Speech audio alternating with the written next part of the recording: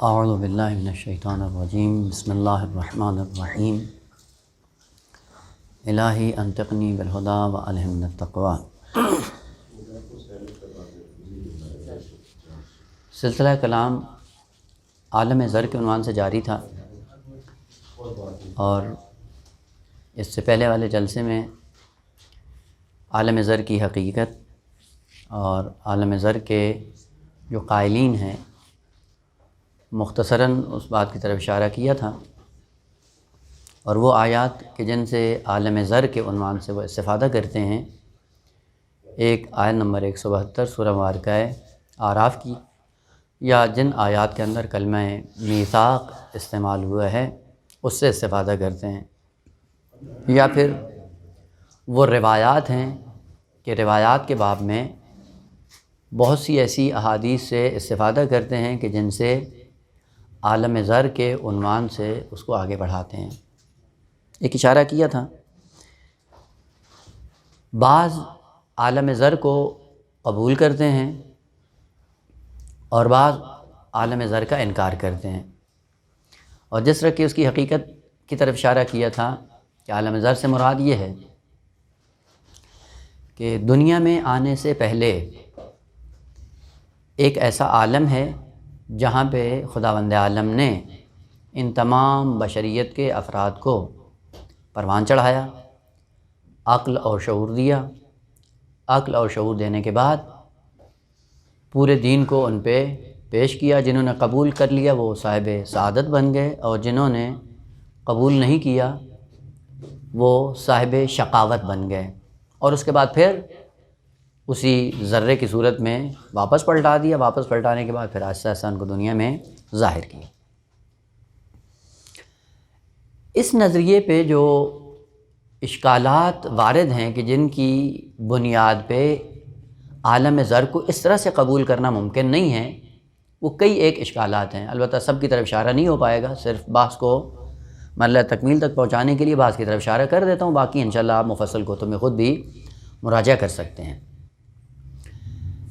پہلا اشکال عالم زر کی اس تفسیر پہ یہ ہے کہ اگر خداوند عالم نے عالم زر میں سب کو عقل و بلوغ و شعور دے کر سب سے اعتراف لیا تھا، اعتراف لینے کے بعد پھر ان کو انہی ذرات کی شکل میں واپس پلٹا دیا، تو سوال یہ ہے کہ اس پورے عالم میں جب پوری بشریت کے افراد تھے تو من جملہ انبیاء کرام بھی تھے، معصومین کی ذوات طاہرین بھی تھیں، وہ سب سے اعتراف لیا خدا نے، اور اعتراف لینے کے بعد جب دنیا میں آئے تو یہ کیسے ممکن ہے کہ انسان عالم دنیا میں آئے اور کسی ایک فرد کو بھی وہ عالم زر کا میثاق یاد نہ ہو؟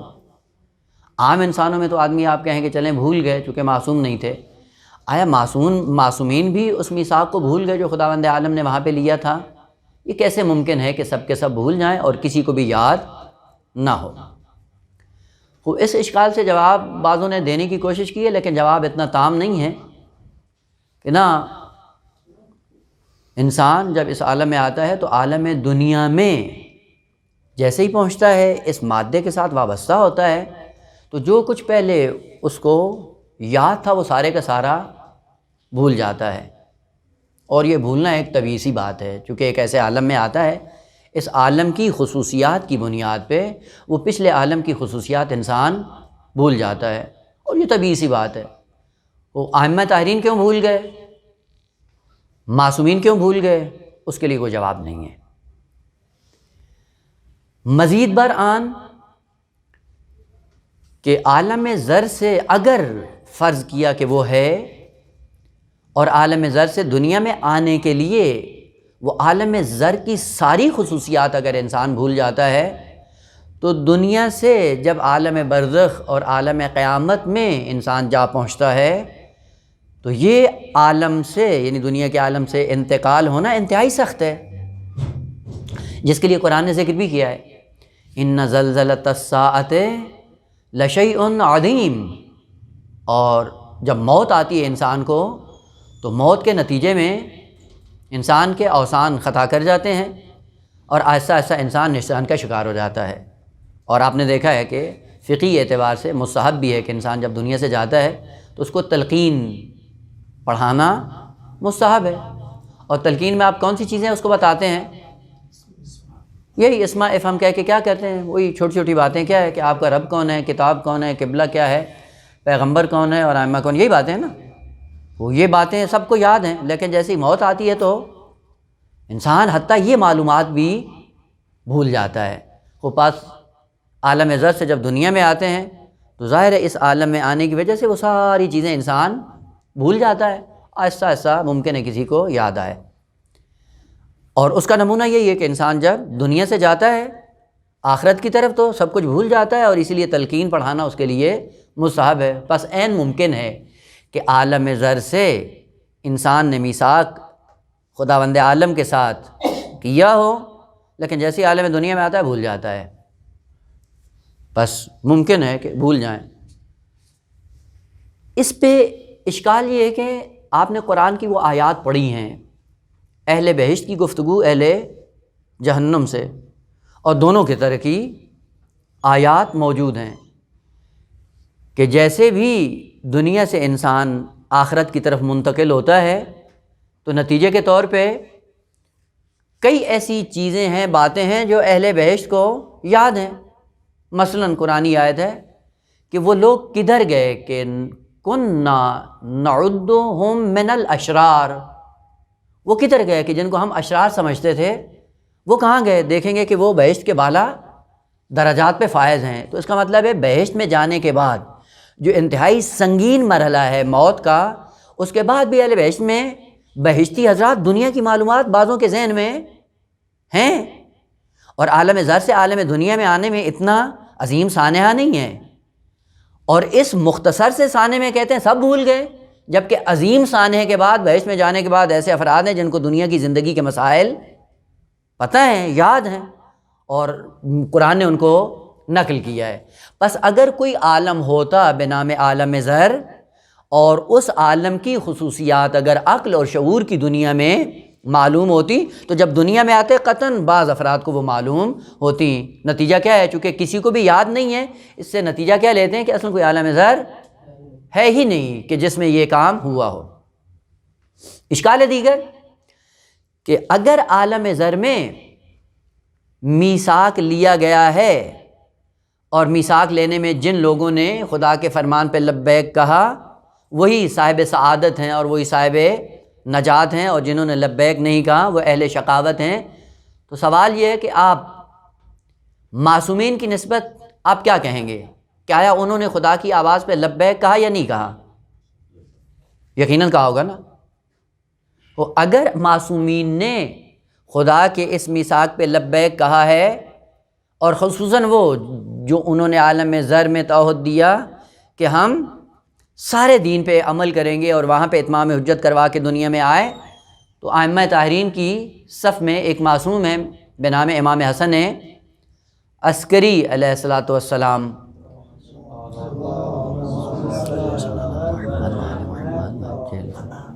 آپ کو پتہ ہے کہ امام عسکری علیہ السلام نے حج نہیں کیا ہے، وہ کیا کہیں گے امام کے بارے میں کہ حج کرنے کے بارے میں امام نے خدا سے میثاق کیا ہوگا یا نہیں کیا ہوگا؟ وہ اگر کیا ہے تو اب یہاں پہ مخالفت کی ہے یا نہیں کی ہے؟ بس وہ عالم جس میں میثاق کر کے آئے اور اقرار کر کے آئے اور دنیا میں اسی طرح انجام دیتا ہے، تو امام نے حج انجام نہیں دیا ہے، جس کا نتیجہ یہ ہے کہ اس سے پتہ یہ چلتا ہے کہ عالم زر میں بھی امام نے میثاق پہ اقرار نہیں کیا ہوگا، جو کہ کبھی بھی قابل قبول نہیں ہے معصومین کی ذوات طاہرین کے لیے۔ اشکال دیگر کہ اگر عالم زر میں ہی سب کچھ طے پا گیا تھا اور صاحب سعادت الگ ہو گئے، صاحب شقاوت الگ ہو گئے، خود دنیا میں پھر انبیاء کو بھیجنے کا کیا فلسفہ ہے؟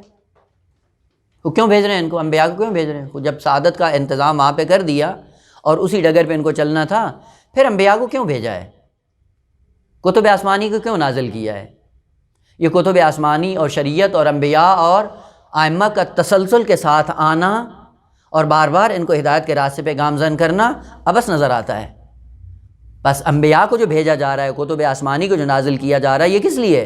وہ اگر عالم زر میں یہ سارا کچھ کام تمام ہو گیا ہے تو پھر انبیاء کو بھیجنا عبث ہے، کتب آسمانی کا نازل کرنا عبث ہے، شریعت کا نازل کرنا بے مقصد ہے، اس کی کوئی ضرورت نہیں تھی۔ جو صاحب سعادت تھا وہ دنیا میں بھی صاحب سعادت رہے گا، اور جو وہاں پہ شقی تھا وہ اب بھی شقی رہے گا۔ جس سے پتہ چلتا ہے کہ انزال کتب، بعثت انبیاء، یہ بتاتا ہے کہ کوئی پہلے عالم نہیں تھا کہ جس کی بنیاد پہ آپ ایک پورا سلسلہ بنا دیں اور اس سلسلے پہ کہیں کہ یہ سارا کام پہلے سے تمام ہو چکا ہے۔ اشکال دیگر، اگر عالم ذر میں انہوں نے میثاق کیا، سوال یہ ہے کہ آیا اس میثاق کی دنیا میں آ کر یہ مخالفت کر سکتا ہے انسان یا نہیں کر سکتا؟ دو حال سے خالی نہیں ہے۔ مثلا ادھر انہوں نے میثاق کیا کہ ہم مسلمان رہیں گے، بعضوں نے اسلام کو قبول نہیں کیا۔ سوال، جب دنیا میں آئیں تو دنیا میں آنے کے بعد اس عالم ذر میں جو میثاق دیا تھا اس کی مخالفت کر سکتے ہیں یا نہیں کر سکتے؟ دو حال سے خالی نہیں ہے۔ اگر آپ کہیں کہ مخالفت کر نہیں سکتے، جو وہاں پہ کیا ہے وہی یہاں پہ آ کر انجام دیں گے، اس سے نتیجہ یہ نکلتا ہے کہ انبیاء، کتب، شریعت کو نازل کرنا فضول ہے، بے مقصد ہے، عبث ہے یہ کام۔ اور اگر آپ یہ کہیں کہ اس کی مخالفت کر سکتا ہے، یعنی وہاں پہ اس نے اقرار کیا اور یہاں پہ آ کے عالم دنیا میں آ کے انکار کر دے، اگر یہ مخالفت کر سکتا ہے پھر عالم ذر میں میثاق لینے کا کوئی فائدہ نہیں ہے۔ وہ میثاق لیں جس میثاق پہ انسان پابند ہی نہ ہو، اس میثاق کو لینے کا کوئی مقصد نظر نہیں آتا، کوئی فائدہ نظر نہیں آتا ہے۔ بس جس سے نتیجہ نکلتا ہے کہ عالم ذر کی کوئی واقعیت اور کوئی حقیقت نہیں ہے۔ اور انتہائی سخت ترین اشکال کہ جس کے لیے کوئی رائے حل نہیں ہے وہ یہ ہے کہ اگر عالم ذر ہے اور عالم ذر کی یہ ساری خصوصیات ہیں تو نتیجہ پھر یہ اگر یہ کام ہوا ہے تو پھر یہ تکرار بھی ہو سکتا ہے۔ یعنی جو عالم ذر میں خدا نے میثاق لیا، ان انسانوں کو ذرات سے پروان چڑھا کے بڑا کیا، عقل دیا، شعور دیا، اور عقل و شعور دینے کے بعد ان سے میثاق لیا، اگر یہ کام وہاں پہ ہوا ہے تو اس قسم کا کام پھر بھی تکرار ہو سکتا ہے۔ آپ کو پتہ ہے کہ مذہب ہندو میں، ہندوؤں کا ایک عقیدہ ہے بنام تناسخ، نام سنا ہوگا، تناسخ نام سنا ہے نا؟ ہندوؤں کا ایک نظریہ ہے بنام تناسخ۔ اس کی حقیقت کیا ہے؟ وہ یہ کہتے ہیں کہ انسان اس دنیا میں جو برے کام کرتے ہیں، اس جسم میں رہ کے برے کام کرتے ہیں، پھر اس کو موت آتی ہے اور یہ جسم ختم ہو جاتا ہے، پھر کیا ہوتا ہے؟ پھر روح انسانی کو کسی اور جسم میں منتقل کر دیا جاتا ہے، اس جسم میں سزا اور جزا کو پاتا ہے۔ مثلا فرض کریں اس جسم میں انسان نے زندگی بسر کی، گناہ کیے، گناہ کرنے کے بعد کیا ہوتا ہے؟ جب موت آتی تو اس جسم سے روح الگ ہو جاتی ہے، پھر چونکہ گناہ کیے تھے، اس گناہ کا خمیازہ بھگتنے کے لیے اس روح کو کسی ایسے گندے جسم میں منسلک کر دیا جاتا ہے جس کے نتیجے میں دنیا میں عذاب دیکھتا ہے۔ مثلا یہ جو لولے لنگڑے پیدا ہوتے ہیں، اپاہج پیدا ہوتے ہیں، یہ کون ہوتے ہیں؟ فرماتے ہیں یہ پہلے جنم میں وہ لوگ تھے جنہوں نے گناہ کیے ہیں، اور گناہ کی سزا پانے کے لیے اس جسم سے ان کو منسلک کر دیا جاتا ہے۔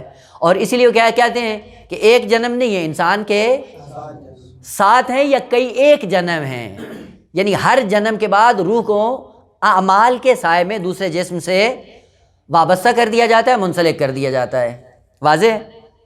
اب یہ تناسخ کا جو ان کا عقیدہ ہے، اور یہ سب کیا متفقون علیہ ہے کہ یہ عقیدہ اصل محال ہے کہ جسم جب اس جسم کے سائے میں روح پروان چڑھتی ہے اور روح اس جسم سے الگ ہو جاتی ہے، دوبارہ کسی دوسرے جسم سے وابستہ نہیں ہو سکتی، اصل محال عقلی ہے۔ اور محال عقلی کی دلیل کیا ہے؟ کہ ایک چیز جب بالقوہ سے نکل کر بالفعل بن جاتی ہے، دوبارہ بالقوہ کی طرف نہیں پلٹتی ہے، محال ہے اس کا بالقوہ کی طرف پلٹنا، ممکن ہی نہیں ہے، وابستہ نہیں ہو سکتی۔ اور تناسخ میں کیا ہے؟ بار بار ایک روح کو کئی ایک اجسام کے ساتھ اسی عالم دنیا میں مرتبط کیا جاتا ہے۔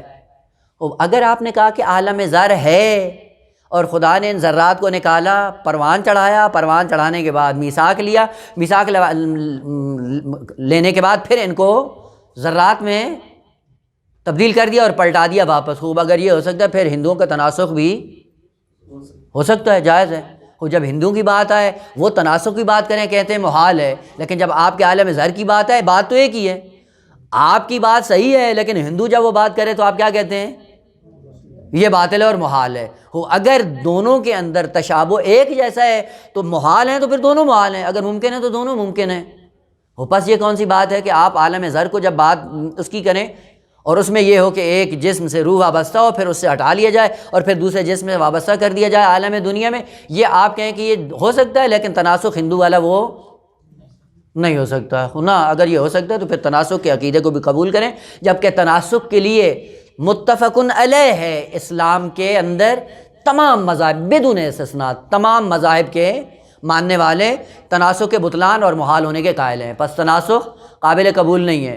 خود تناسخ اور یہ عالم ذر حقیقت کے اعتبار سے دونوں ایک ہی ہیں۔ خوب جب دونوں ایک ہیں، اگر وہ قبول ہے تو پھر یہ بھی قبول ہونا چاہیے، اگر وہ قبول نہیں ہے تو پھر یہ بھی، یعنی اگر یہ محال ہے تو پھر یہ وہ بھی محال ہونا چاہیے۔ پس اس بنیاد پہ عالم ذر کی کوئی حقیقت نہیں ہے۔ اشکال دیگر خود آیت میں ہے، وَإِذْ أَخَذَ رَبُّكَ مِن بَنِي آدم، اگر عالم ذر ہے تو پھر سب کے لیے ہونا چاہیے نا، عالم ذر پوری بشریت کے لیے ہونا چاہیے۔ جبکہ آیت کے اندر کیا ہے، وَإِذْ أَخَذَ رَبُّكَ مِن بَنِي آدم مِن ظُهُورِهِمْ، بنی آدم سے میثاق لیا، تو خود آدم اور حوا کیا ہیں؟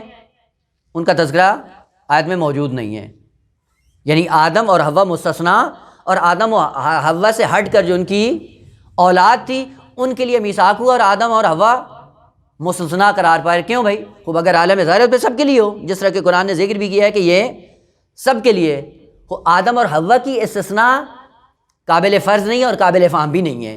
بس اگر یہ عالم ہوتا اور سب کے لیے ہوتا تو پھر آدم اور حوا کا تذکرہ بھی ہونا چاہیے تھا۔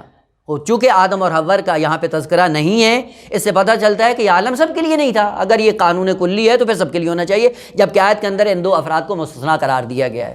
بالکل کہہ سکتے ہیں کہ آدم و حوا چونکہ ابو البشر اور ایک ام البشر ہیں اور ان کے کمالات اور فضائل بالاتر ہیں، فضائل کی بنیاد پہ ان کو نہیں ذکر کیا۔ خوب اگر فضائل کی بات ہے تو آدم کی نسل میں آنے والے کتنے ایسے معصومین ہیں جو حضرت آدم سے فضائل اور کمالات کی دنیا میں افضل ہیں۔ خوب جب ان کے لیے ہو سکتا ہے تو پھر آدم اور حوا کی استثناء قابل فہم نہیں ہے، جس سے پتہ چلتا ہے کہ یہ عالم نہیں تھا جس کی بنیاد پہ یہ سارا سلسلہ آپ نے بنایا ہو۔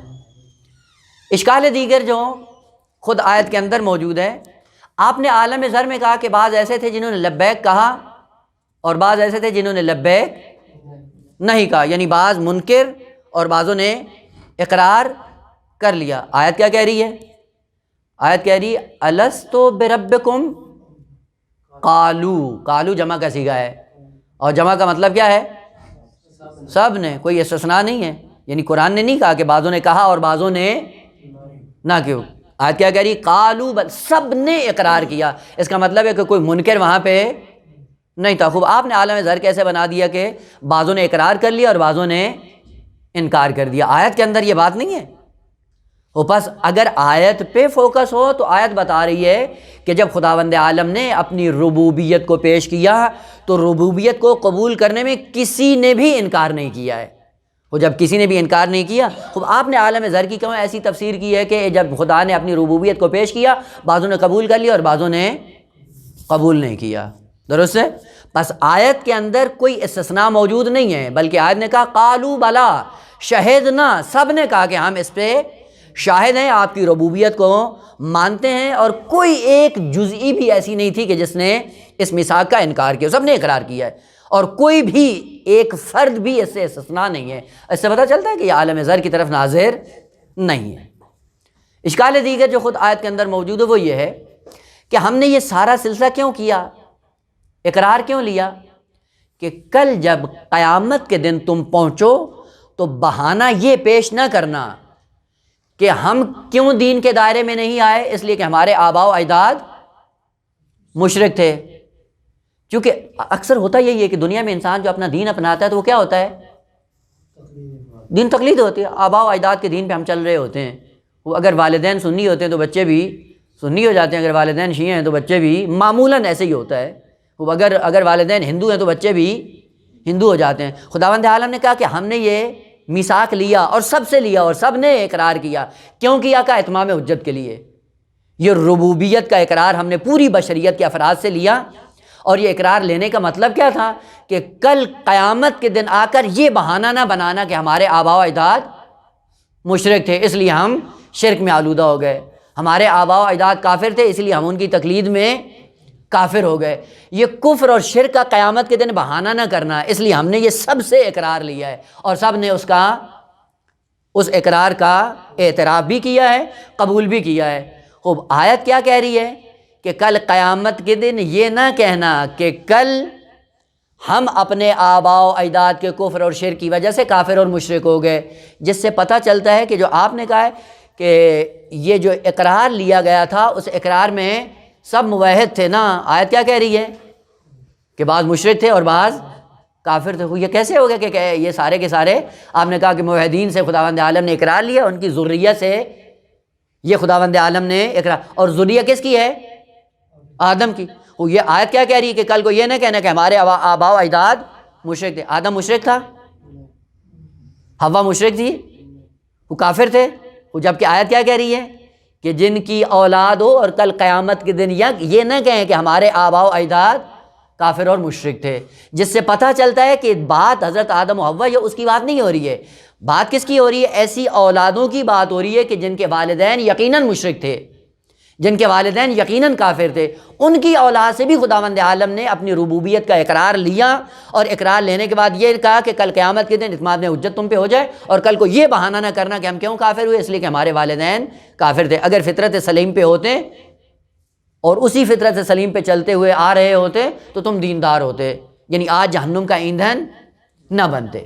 یہ مختصر سے اشکالات ہیں جس سے پتہ چلتا ہے کہ عالم ذر کوئی نہیں ہے کہ اس دنیا سے پہلے کوئی عالم موجود ہو جس میں انسانی افراد کو، ذریہ کو نکالا جائے، اور نکالنے کے بعد آہستہ آہستہ ان سے اقرار لیا جائے، سب اقرار کریں یا انکار کریں، اور اس کے بعد جب دنیا میں آئے تو سب کے سب بھول جائیں۔ ایسا کوئی عالم نہیں تھا۔ یہ البتہ اشکالات اور بھی بہت زیادہ ہیں کہ جن کی طرف اشارہ کیا جا سکتا ہے، لیکن بات جب ذہن میں آ گئے تو زیادہ بات کو طولانی کرنا وہ مقصود نہیں ہے۔ آئیں اصلی ہدف کی طرف۔ اگر یہ عالم ذر نہیں ہے تو پھر یہ آیات کیا کہتی ہیں؟ یہ میثاق کہاں پہ تھا، اور یہ میثاق خدا نے کس طرح سے لیا، اور کس طرح بشریت کے افراد نے اس کو قبول بھی کر لیا؟ قبول کرنے کے بعد مانا بھی صحیح، اور ماننے کے بعد بعض دو جہتوں میں تقسیم ہو جاتے ہیں، کوئی کافر ہو جاتا ہے، کوئی مومن ہو جاتا ہے، کوئی مشرک ہے، کوئی کچھ ہے، کوئی کچھ ہے۔ یہ سارا سلسلہ پھر یہ کیا ہے؟ یہ میثاق خدا نے کہاں پہ لیا؟ پہلا سوال۔ لہذا اب آتے ہیں خود آیت کی راہ۔ آیا کیا کہتی؟ وَإِذْ أَخَذَ رَبُّكَ مِن بَنِي آدَم۔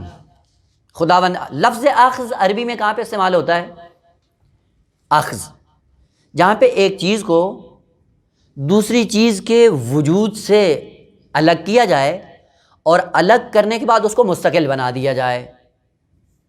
ایک چیز کو دوسری چیز کے وجود سے نکالا جائے اور نکالنے کے بعد اس کو مستقل کر دیا۔ البتہ اخذ کے پھر موارد بہت زیادہ ہیں، مصادیق بہت۔ مثلا آپ کہتے ہیں کہ میں نے فلاں سے اخذ مال کیا، مال کو لیا، یہاں پہ بھی کلمہ اخذ استعمال ہوتا ہے۔ کیا ہوتا ہے؟ یعنی مال کا ایک حصہ آپ نے الگ کر لیا، بعض حصہ آپ نے لے لیا، وہاں پہ بھی اخذ استعمال ہوتا ہے۔ یا مثلا پانی چل رہا ہے، پانی سے آپ نے کیا کہا کہ ہم نے ایک گلاس لے لیا، یہ بھی کیا ہے؟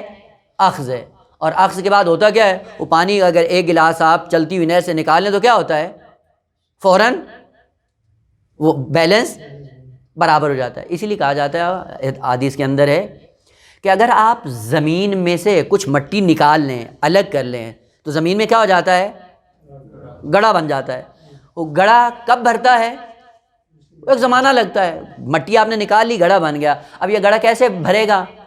اگر کوئی ہوا چلے گی، آہستہ آہستہ زمین، مٹی کے ذرات اس میں آئیں گے، یا بارش ہو، بارش کا پانی آئے اور اپنے ساتھ مٹی کو لے کے آئے، تو آہستہ آہستہ یہ گڑھا کیا ہو جائے گا؟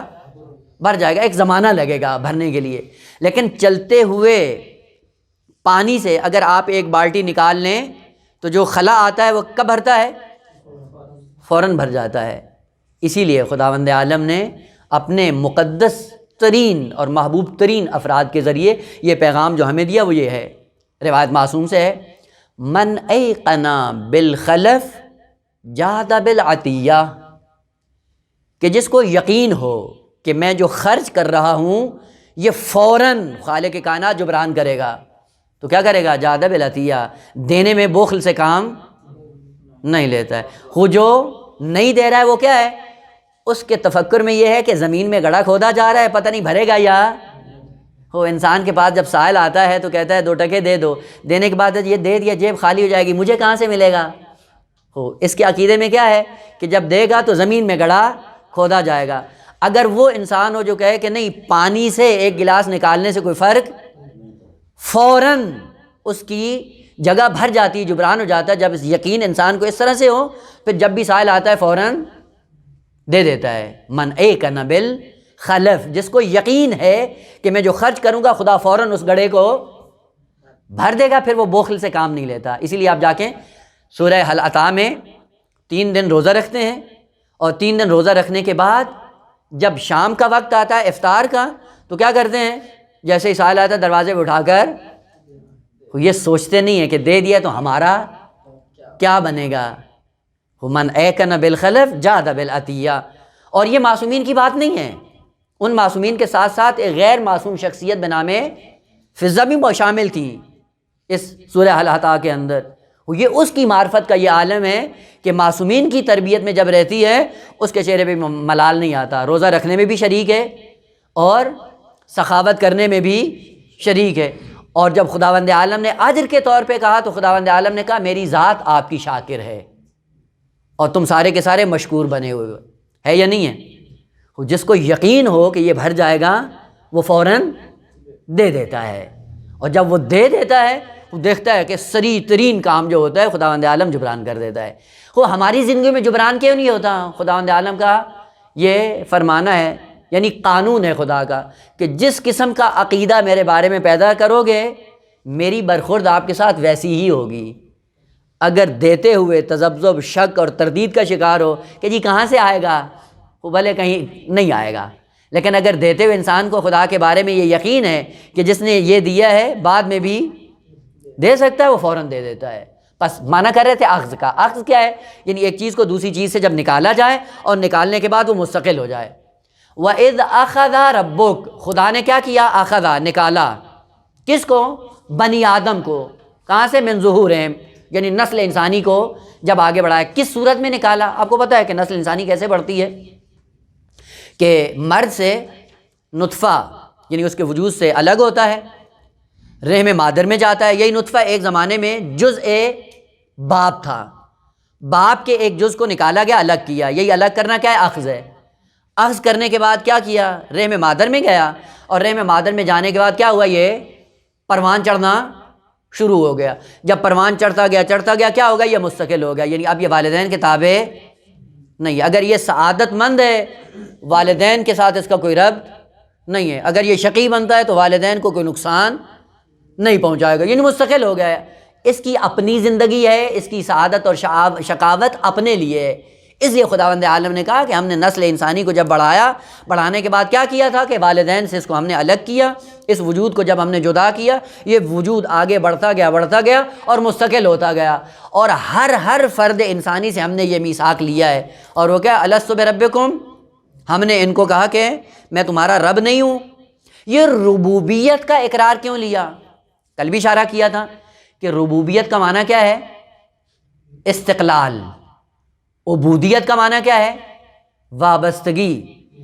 یعنی یہ پہلے ہم نے تمہاری ذات سے یہ اقرار لیا ہے کہ ابھی اگر تم ہماری ذات سے وابستہ ہو تو جب دنیا میں جاؤ اور دنیا میں جانے کے بعد جب پروان چڑھو، احساس یہ پیدا نہ ہونے پائے کہ ہم خدا سے بے نیاز ہو گئے، اور ہوتا بھی نہیں ہے۔ جب مشکل میں پھنستا ہے فوراً اپنی بے نیازی بھول جاتا ہے انسان، اور اپنی وابستگی احتیاج کو فوراً قبول کرتا ہے، اور یہ میثاق بھولتا بھی نہیں ہے۔ نہ یہ کہ بھول جاتا ہے، نہ کوئی فرد انسانی اس کو بھولتا نہیں ہے۔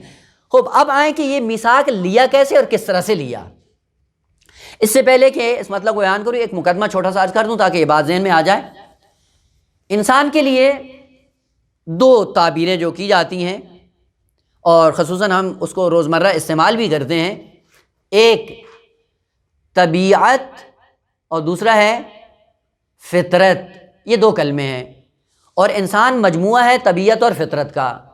طبیعت یعنی یہ جسم، فطرت یعنی روح انسانی. خوب اس کلمے کو کیوں استعمال کیا؟ اور یہ بھی ذہن میں رکھیں کہ لفظ فطرت قرآن کے اندر، فطرت توجہ رہے، لفظ فطرت، بعد میں فاطر مفطور ان کے مشتقات میں نہیں جائیں. لفظ فطرت صرف اور صرف انسان کے لیے استعمال ہوا ہے. انسان سے ہٹ کر کسی اور مخلوق کے لیے لفظ فطرت استعمال نہیں ہوا ہے. فطرت مختص ہے انسان کے ساتھ. پہلے معنی کر دوں پھر آئیں کہ یہ میثاق کیسے لیا. طبیعت کا معنی کیا ہوتا ہے؟ طبیعت یطبع اللہ علی قلوبہم. تب کہتے ہیں، عربوں کے اندر یہ رائج تھا کہ اشرفیاں ایک تھیلی میں ڈالتے تھے، تھیلی میں ڈالنے کے بعد ان کا منہ بند کر دیتے تھے. منہ بند کرنے کا مطلب کیا ہوتا ہے؟ یعنی جو کچھ اس کے اندر ڈال دیا گیا ہے، اور جب اس کا منہ بند کر دیا گیا ہے، منہ بند کرنے کے بعد اس تھیلی کے اندر نہ کسی چیز کو ڈالا جا سکتا ہے نہ کسی چیز کو نکالا جا سکتا ہے. جو ڈال چکے ہیں بس وہی رہے گا، نہ اس میں کمی ہوگی نہ زیادتی ہوگی. طبیعت کا معنی یہ ہے کہ انسان کا ایک وجودی حصہ بنام جسم انسانی، جن کے اندر جسم انسانی کے اعتبار سے جو کمالات اس کے اندر پائے جاتے تھے اور ممکن تھا، وہ سارے کمالات خدا نے اس کے اندر دے دیے، اور دینے کے بعد اس کا منہ بند کر دیا، اور اس کو کیا کہہ دیا؟ طبیعت. یہ طبیعت کس کے اندر ہے؟ یہ جمادات کے اندر بھی ہے، نباتات کے اندر بھی ہے، حیوانات کے اندر بھی ہے، اور انسان کے اندر بھی ہے بنام جسم.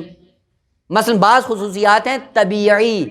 طبیعی خصوصیات کیا ہوتی ہیں؟ یعنی جس نے خدا نے کمال ڈالا، کمال ڈالنے کے بعد ان کا منہ بند کر دیا، اور منہ بند کرنے کے بعد اب اس میں کمی زیادتی نہیں ہو سکتی ہے. اس کو کہا جاتا ہے طبیعت. مثلا آپ کہتے ہیں پانی کہاں جاتا ہے اگر آپ اس کو آزاد چھوڑ دیں؟ کہاں جاتا ہے؟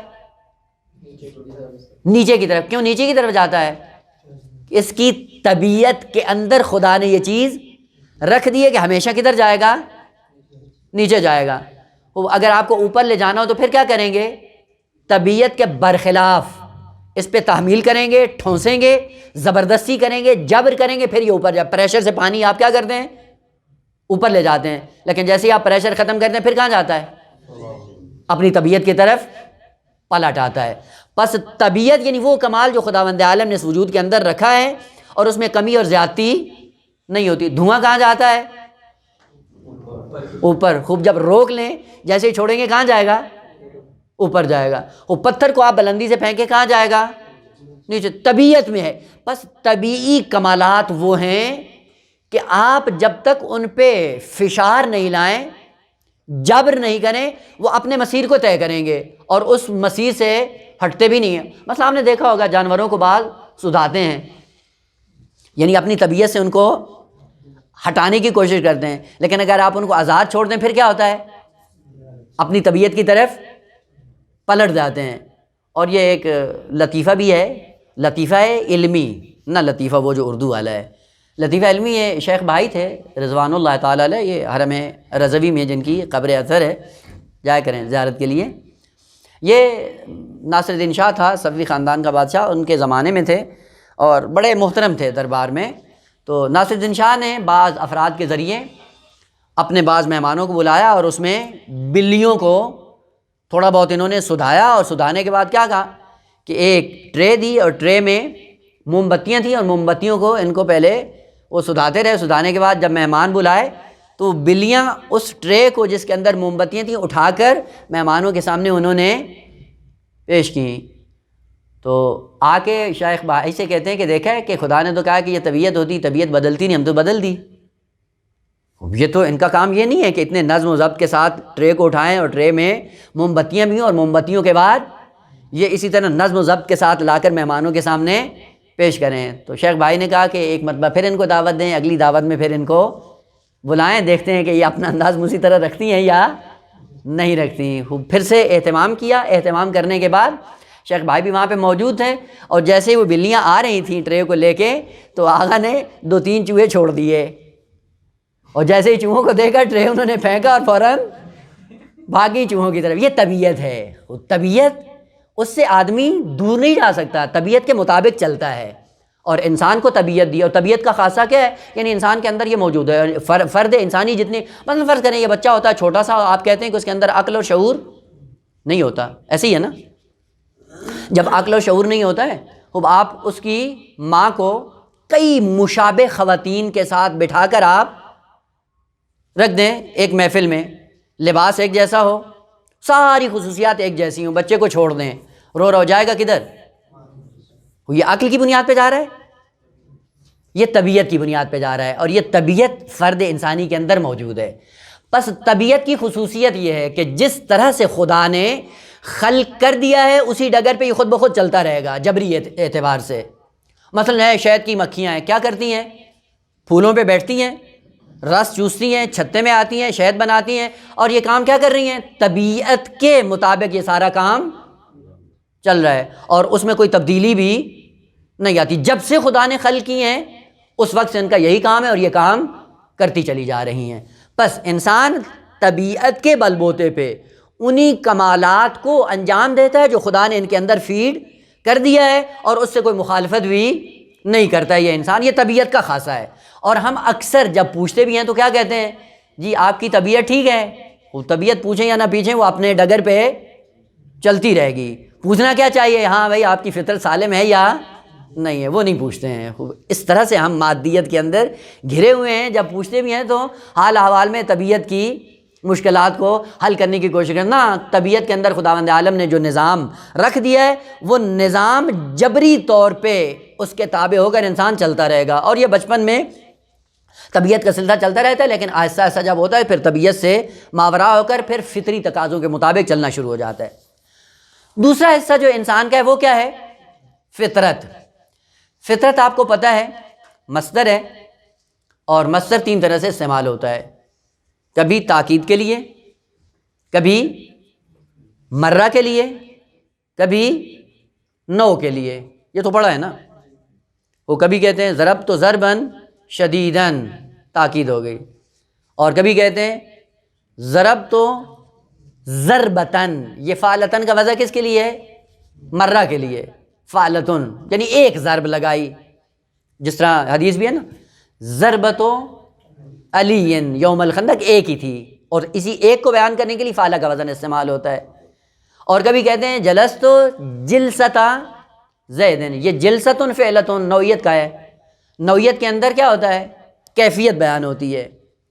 خداوند عالم نے کہا کہ ہم نے پوری کائنات کو خلق کیا ہے، پوری کائنات کی نسبت فاطر ہم ہیں، لیکن فطرت ہم نے فقط انسان کو دی ہے، پوری کائنات کو فطرت نہیں دی۔ فطرت معنی سے ہی یعنی خود لفظ سے ہی واضح ہے، فطرت یعنی ایک خاص قسم کی خلقت، نہ ہر خلقت کو فطرت نہیں کہتے ہیں۔ اور خاص قسم کی خلقت کا معنی کیا ہے؟ سب سے پہلے معنی کر دوں اس کا کہ یہ فطرت یا فاطرہ یا مفطور یا فاطر کیا ہوتا ہے؟ معنی عموماً ہم کرتے ہیں خالق، ہر چیز، چونکہ خالق الگ معنی ہے، فاطر الگ کلمہ ہے۔ فاطر کا معنی کیا ہوتا ہے؟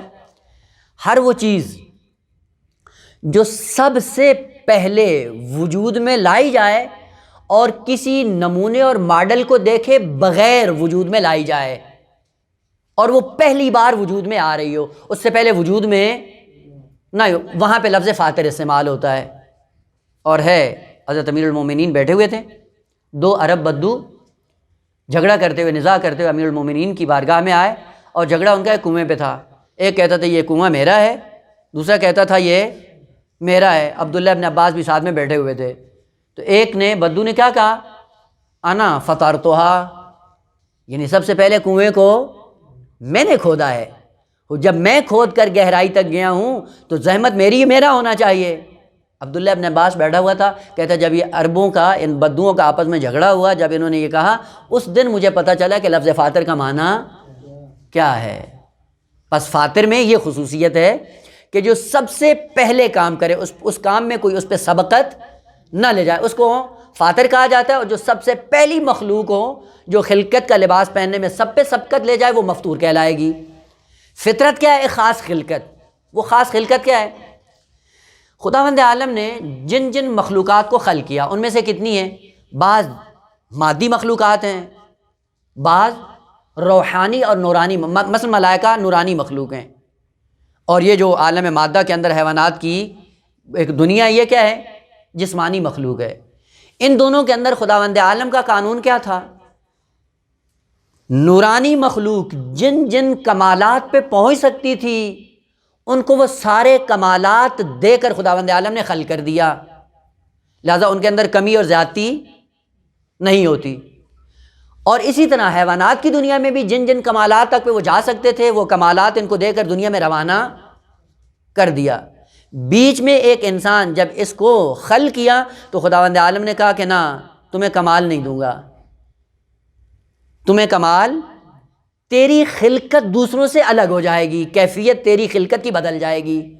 اور وہ کیا ہے کہ ہم ملائکہ کو خلق کریں گے، کمال دے کے خلق کریں گے اور اسی کمال پہ چلتے رہیں گے۔ حیوانات کو جو خلق کریں گے ان کے اندر جتنے کمالات ہیں، جتنے غرائز ہیں، جتنی شہوات ہیں، غضب ہیں، یا جتنے بھی ان کے اندر موارد ہیں، وہ سارے ان کو دے کر ہم خلق کریں گے۔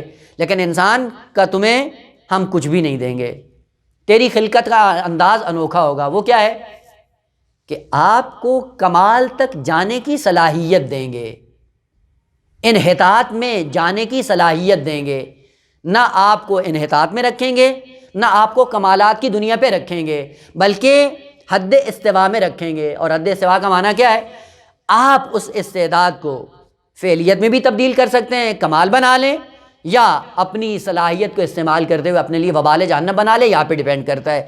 اور یہی انداز خلقت جو انسان میں مختلف ہوا ہے، اسی کو خداوند عالم نے فطرت کہا ہے کہ ہم نے فقط انسان کو فطرت دی، یعنی پورے کمالات اس میں نہیں رکھے، بلکہ کمال تک جانے کا ذریعہ، وسائل، ابزار فراہم کیے کہ ان وسائل کی مدد سے اپنے آپ کو آپ نے منزل کمال تک پہنچانا ہے۔ مثلا جب دنیا میں آئے تو کیا کہا خدا نے؟ هو الذی اخرجکم من بطون امہاتکم لا تعلمون شیئا۔ جب دنیا میں آئے تو کیا جانتے تھے؟ فیلسوف تھے، فقیہ تھے، اصولی تھے، متکلم تھے، انجینئر تھے، ڈاکٹر تھے، کیا تھے؟ کچھ بھی نہیں تھے۔ لیکن یہ ساری صلاحیتیں ہم نے تمہارے اندر رکھ دی ہیں، اور یہی فطرت ہے۔ فطرت کا معنی پتہ چل گیا، یعنی ایک خاص خلقت، اور خاص خلقت یہ ہے کہ ہم نے وہ کمال نہیں دیا آپ کو، کمال تک جانے کی صلاحیت دی ہے۔ اس صلاحیت کو استعمال کرتے ہوئے ڈاکٹر بھی بن سکتے ہیں، انجینئر بھی بن سکتے ہیں، فیلسوف بھی بن سکتے ہیں، متکلم بھی بن سکتے ہیں، مفسر بھی بن سکتے ہیں، سارا کچھ ہے۔ جس طرح آپ اپنی صلاحیت کو استعمال کریں گے وہی کمال آپ حاصل کر لیں گے۔ یہ کیا ہے؟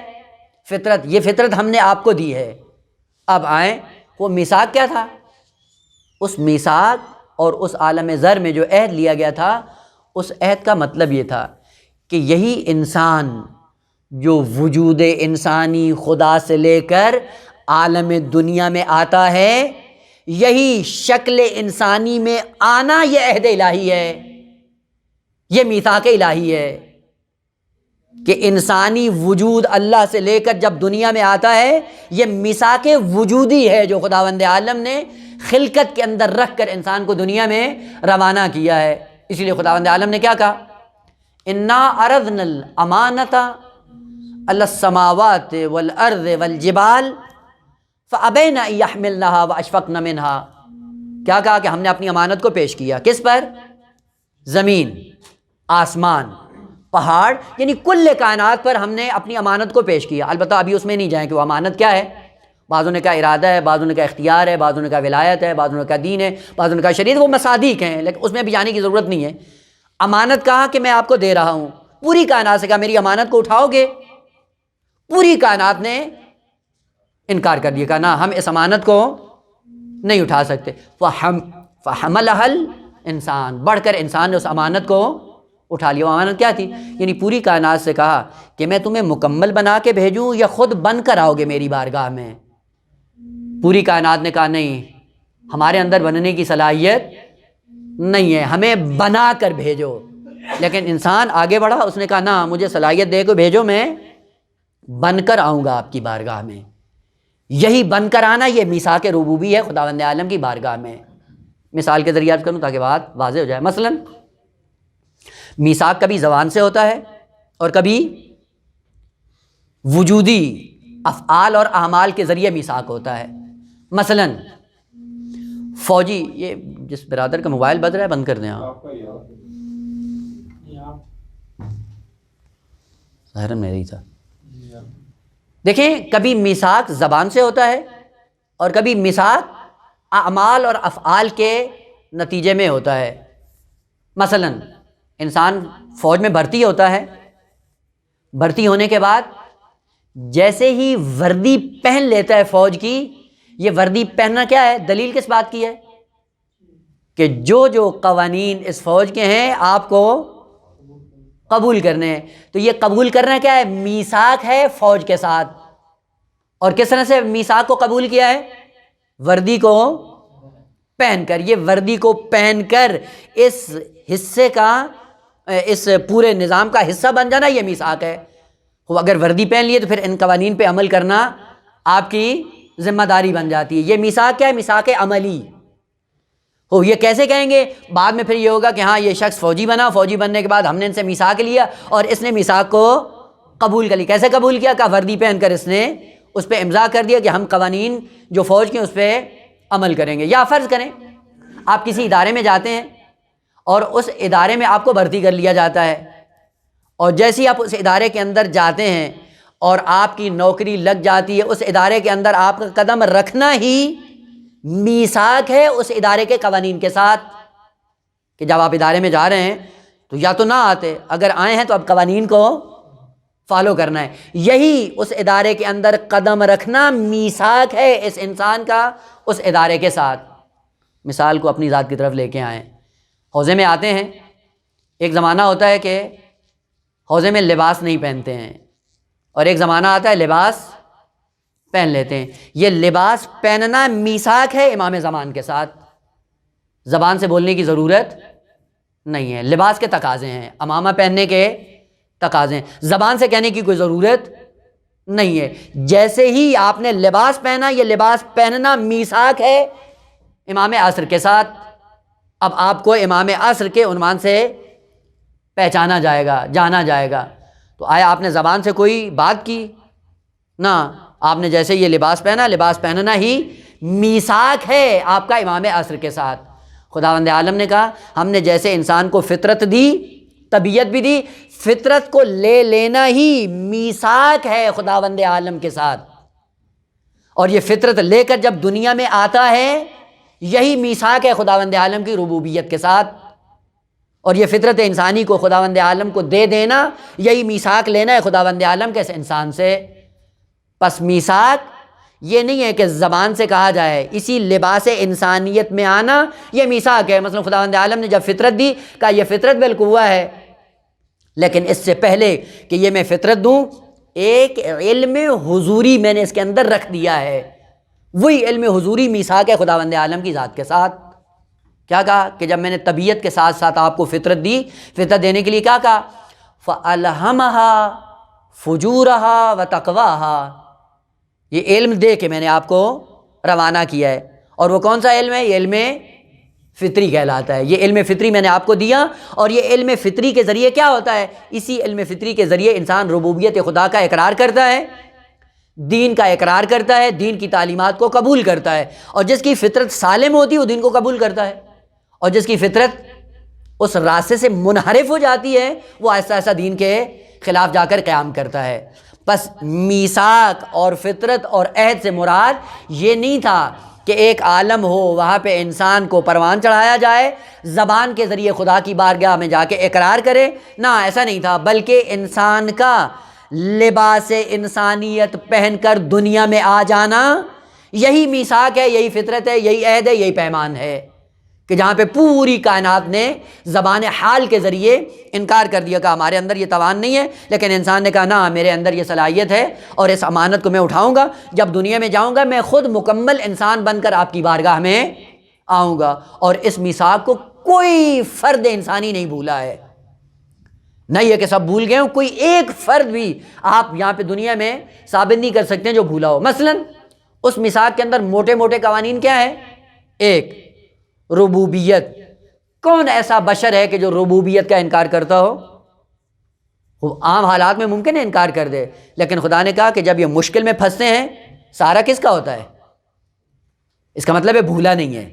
اب دریا میں کبھی سفر کریں اور کشتی جب بھنور میں آ جائے اس وقت لو انسان کی کہاں لگتی ہے؟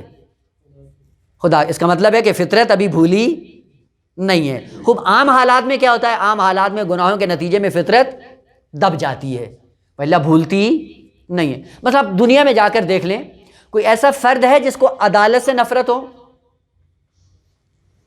عدالت سے کسی کو نفرت ہے؟ اس کا مطلب ہے میثاق فطرت پہ باقی ہے، کوئی بھولا نہیں ہے۔ یا آپ ایک فرد ایسا دنیا میں دکھائیں جس کو ظلم سے محبت ہو، ہے ایسا؟ دکھا سکتے ہیں؟ نہیں دکھا سکتے۔ اس کا مطلب ہے کہ جو چیزیں خداوند عالم نے فطرت بشر میں رکھ کر دنیا میں روانہ کیا تھا وہ ساری کی ساری چیزیں اس کو یاد ہیں، کچھ بھی بھولا نہیں ہے، لیکن وہ خدا نے اس لیے رکھی تھی کہ اسی سرمایہ کے نتیجے میں مزید اپنے آپ کو پروان چڑھانا ہے۔ اور دین کیا ہے؟ دین یہی تھا کہ وہ جو سرمایہ خدا سے لے کے آئے ہو اس سرمایہ کو بڑھانے کی کوشش کرتے رہو، اور بڑھانے کے لیے راستہ خداوند عالم نے کون سا بھیجا ہے؟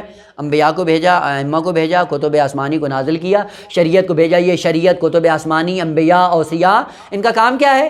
اسی سرمایہ کو کئی گنا برابر کرنا ہے۔ تجارت کرتے ہیں نا بعض لوگ، مال کتنا ہوتا ہے؟ تھوڑا سا۔ وہ جب تجارت میں آتے ہیں تو پھر کیا ہوتا ہے؟ ایک دن وہ ملینوں، لاکھ پتی، کروڑوں پتی ہو جاتے ہیں، ارب پتی بن جاتے ہیں۔ یہ کیا ہوا؟ سرمایہ مختصر سا تھا اور مختصر سرمایہ کو کام میں لاتے ہوئے کتنا بڑھا دیا، اربوں پتی ہو گئے۔ اور بعضوں کے پاس میراث میں بہت کچھ ملتا ہے لیکن نااہل ہوتے ہیں، جو ملتا ہے وہ بھی تباہ کر دیتے ہیں۔ وہ بینی انسان کو جو فطری سرمایہ دیا تھا علم حضوری کی شکل میں، اور وہ موٹے موٹے قوانین دین کے جو خدا نے ہر بشر کی فطرت میں رکھ کے روانہ کیا، وہ کیا تھا؟ ربوبیت کا اقرار تھا، ظلم سے نفرت تھی، عدالت سے محبت تھی۔ یہ سرمایہ تھا۔ اس سرمایہ کو بڑھانے کے لیے خداوند عالم نے انبیاء کو بھیجا، شریعت بھیجی، اوصیاء بھیجے، اور ان کے ساتھ ساتھ علماء کو بھیجا۔ اور علماء جو ورثہ انبیاء بنے، ان کا کام کیا تھا؟ کہ ایسا ایسا اس فطری سرمایہ کو بڑھانا ہے، کئی گنا زیادہ کرنا ہے۔ لہٰذا اس فطرت کے اندر جو خداوند عالم نے علم حضوری رکھ کے بھیجا تھا، اسی علم حضوری کے سائے میں ہمیں علم حصولی کی منازل کو طے کرنا ہے۔ لہٰذا ایک دفعہ خدا کیا کہتا ہے کہ میں نے سرمایہ تمہاری فطرت میں رکھ کر تمہیں دنیا میں بھیجا۔ یہ کون سا سرمایہ ہے؟ علم حضوری۔ فَأَلْهَمَهَا فُجُورَهَا وَتَقْوَاهَا، عدالت کو رکھ دیا ہے، ظلم سے نفرت کو رکھ دیا ہے، خیر سے محبت کو رکھ دیا ہے، اور شر سے آپ کی نفرت کو آپ کی فطرت میں ہم نے رکھ دیا ہے۔ لہٰذا آپ کو دنیا میں کوئی ایسا انسان نہیں ملے گا جو برائی کو اچھا سمجھتا ہو یا اچھائی سے نفرت کرتا ہو، جتنا بھی برا ہو لیکن اچھائی سے محبت ہی کرتا ہے۔ آپ دیکھ لیں والدین خود برے ہوتے ہیں لیکن اولاد کو کہتے ہیں یہ کام نہ کرو۔ اس کا مطلب ہے فطرت پہ باقی ہے، کوئی بھولا نہیں ہے۔ خود سگریٹ پی رہے ہوتے ہیں اور ان کو پتہ ہوتا ہے میں غلط کام کر رہا ہوں، لیکن اولاد کو دوستوں کہتے ہیں یہ کام آپ نہیں۔ اس سے پتہ چلتا ہے کہ فطرت اپنی اس حالت پہ باقی ہے جس فطرت کو خداوند عالم نے دنیا میں بھیجا تھا۔ آخر میں خلاصہ کریں کہ آیات میثاق یا آیات عہد یا یہ جتنے بھی میثاق خداوند عالم نے لیے، یہ میثاق کیا ہے؟ اس میثاق سے مراد وہ زبانی قول و قرار نہیں ہے، بلکہ انسان کا انسانی شکل میں دنیا میں آ جانا میثاق ہے خداوند عالم کی ذات کے ساتھ، اور فطرت کو لے کر دنیا میں آ جانا یہ میثاق ہے خداوند عالم کی ذات کے ساتھ۔ لہذا انسان جتنے بھی دنیا میں ہوں کوئی بھی ربوبیت کا انکار نہیں کرتا اور کوئی بھی دین کے موٹے موٹے احکام کی مخالفت نہیں کرتا۔ البتہ ذیلی شاخیں ہیں جو ان سے وجود میں آتی ہیں، جن کو پہچاننے کے لیے ہمیں شریعت کی ضرورت ہے، انبیاء کی ضرورت ہے اور ائمہ کی ضرورت ہے کہ خداوند عالم نے اس سارے سلسلے کو ابلاغ بھی کیا، مبعوث بھی کیا، تاکہ انسان اس فطری سرمایہ کو بڑھاتے ہوئے اپنے آپ کو اس منزل کمال کی طرف گامزن کرے کہ جس کے لیے خداوند عالم نے اس انسان کو دنیا میں بھیجا ہے۔ پس لباس انسانیت پہن کر دنیا میں آ جانا یہ میثاق وجودی ہے خداوند عالم کی ربوبیت کے اقرار کرنے کا۔ لہذا کل قیامت کے دن یہ بہانہ نہ کرنا کہ ہم تو کفار کے گھر میں آئے تھے اس لیے ہم کافر ہو گئے۔ خداوند عالم نے کہا مگر میں نے آپ کو فطرت نہیں دی تھی؟ وہ فطرت سے ہم نے کس کو محروم کیا ہے؟ کسی کو محروم نہیں کیا۔ وہ جب کسی کو محروم نہیں کیا، کل کو یہ بہانہ نہ کرنا کہ چونکہ والد مشرک تھے اس لیے ہم بھی مشرک ہو گئے، مگر ہم نے آپ کو فطرت نہیں دی۔ فطرت ہمیشہ خدا کی طرف تمایل رکھتی ہے یا نہیں؟ فطرت اچھائیوں کی طرف جاتی ہے یا نہیں؟ فطرت ظلم سے نفرت کرتی ہے یا نہیں؟ وہ سب کچھ کرتی ہیں، یہی اقرار تھا، اور کوئی فرد انسانی اس سے مستثنا نہیں ہے۔